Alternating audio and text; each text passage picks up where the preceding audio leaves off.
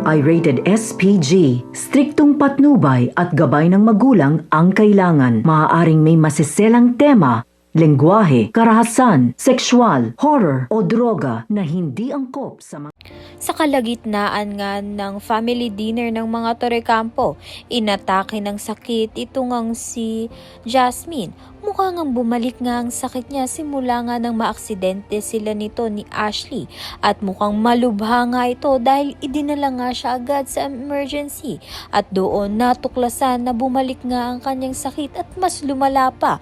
Kaya naman nga't pagsisisi nga itong si Marge dahil hindi niya nga raw nakitaan ng sintomas agad itong si Jasmine upang ngang mapigilan itong sakit niya. Samantalang pinipressure nga ni Greg ito ngang si Paulo dahil nga sa kailangan nga siya ng kumpanya. Subalit kailangan din naman nga siya ng anak niyang si Jasmine. Kung hindi niya nga gagawin ang kanyang tungkulin sa kumpanya ay mawawalan nga siya ng pampagamot dito kay Jasmine. Kaya naman nga pinipressure nga siyang maigi nito ni Greg. Kaya naman nga yan at iba pa ang dapat natin pakaabangan. Maraming salamat sa iyong panonood.